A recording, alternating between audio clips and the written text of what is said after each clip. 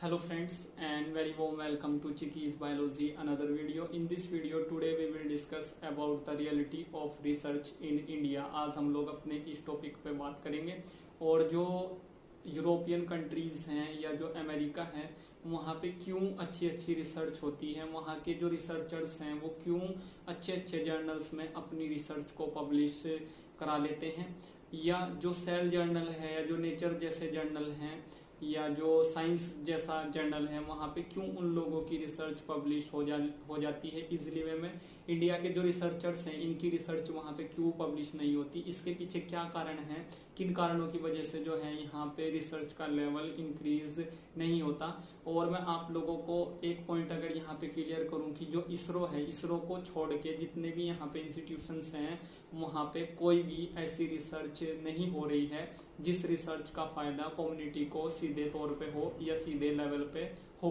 तो ये जो है बहुत सारी सोचने वाली बातें हैं और जब तक हम लोग इन पे ध्यान नहीं देंगे तब तक हम लोग इंडिया में रिसर्च का जो एक लेवल है उसमें इंक्रीमेंट नहीं ला पाएंगे।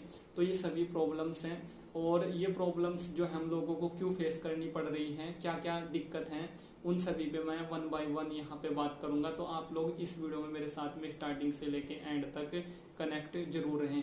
फ्रेंड्स, ज़्यादातर जो कैंडिडेट्स हैं जो एमएससी करते हैं वो पीएचडी इसलिए करते हैं जो एक रिसर्च डिग्री है कि उनको वहाँ पे पैसा मिले। किसी का भी वहाँ पे जाने का कोई इंटरेस्ट नहीं होता, किसी का भी वहाँ पे जाने का कोई पैशन नहीं होता। सिर्फ जो है 5 साल तक 31,000 लेने का सबका मोटिव होता है। 90% जो एमएससी स्टूडेंट्स होते हैं वो इसलिए वहाँ पे जाते हैं जिससे कि उनको पैसा मिले। 10% ऐसे कैंडिडेट्स हैं जो सिर्फ जो है रिसर्च के लिए वहाँ पे जाते हैं। तो ये बहुत बड़ी एक प्रॉब्लम है और इसको हम लोगों को फर्स्ट ऑफ ऑल यहाँ पे समझना पड़ेगा। अब अगर इस तरह के कैंडिडेट्स वहाँ पे चले गए हैं रिसर्च करने, जिनको सिर्फ पैसे से मतलब है, उनको रिसर्च से कोई लेना देना नहीं है, तो ये उनके साथ में एक वीकनेस होगी कि उनको लैक ऑफ स्किल्स होगा, उनके पास में कोई भी स्किल वहाँ पे नहीं होगा।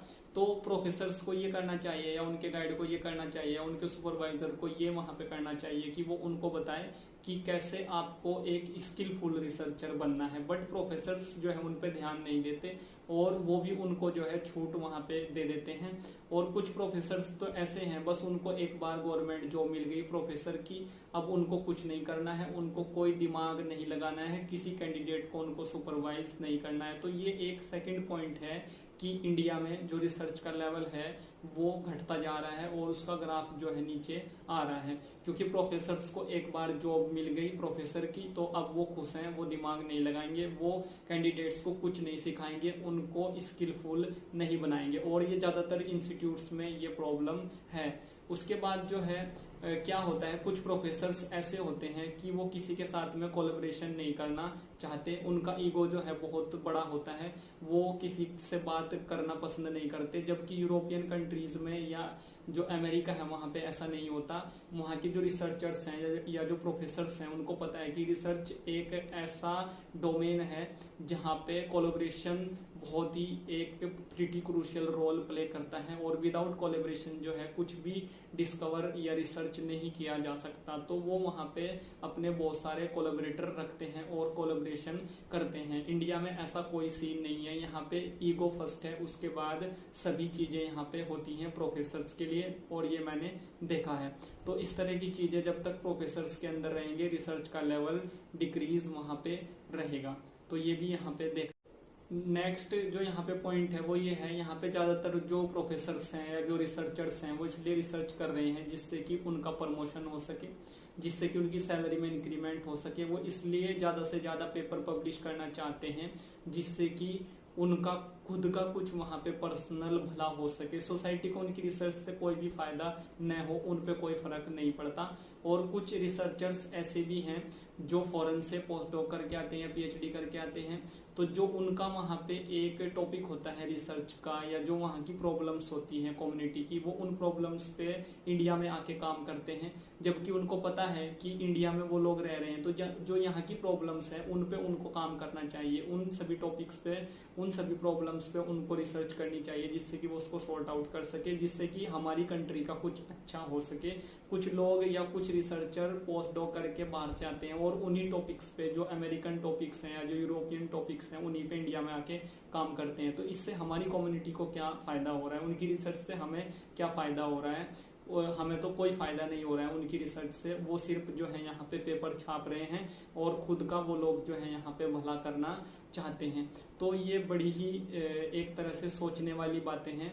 उन प्रोफेसर्स को भी ये बातें सोचनी चाहिए कि वो ऐसा काम इंडिया में आके, अपनी कंट्री में आके क्यों कर रहे हैं जिससे कि उनकी कंट्री को कोई फायदा नहीं हो पा रहा है या उनकी कंट्री के लोगों को कोई भी उससे बेनिफिट नहीं हो पा रहा है। तो ये सभी एक पॉइंट यहाँ पे ये है कि कुछ लैब्स इंडिया में ऐसी हैं कि वहाँ पे वो फैसिलिटीज़ अवेलेबल नहीं है जो एक रिसर्च डिमांड करती है, बट फिर भी वहाँ पे रिसर्च हो रही है। तो कई बार मुझे ये यहाँ पे समझ में नहीं आता, या मेरा ये क्वेश्चन रहता है कि जब वहाँ पे वो फैसिलिटी अवेलेबल नहीं है, वो लैब उस लायक नहीं है, तो आप वहाँ पे रिसर्च क्यों कर रहे हैं? वहाँ पे जब कोई आउटपुट आने वाला नहीं है तो आप वहाँ पे काम क्यों नहीं कर रहे हैं? इस तरह की बहुत सारी लैब्स जो इंडिया के अंदर हैं, और उन लैब्स के लिए जो फंडिंग होती है, जो पैसा आता है, वो पैसा बीच में ही कुछ करप्टेड लोग जो हैं उसको वहाँ पे बाहर से बाहर यूज कर लेते हैं।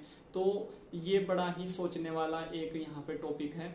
और जो कैंडिडेट्स हैं वो फिर परेशान वहाँ पे रहते हैं, जो स्कॉलर्स हैं जो वहाँ पे रिसर्च कर रहे हैं।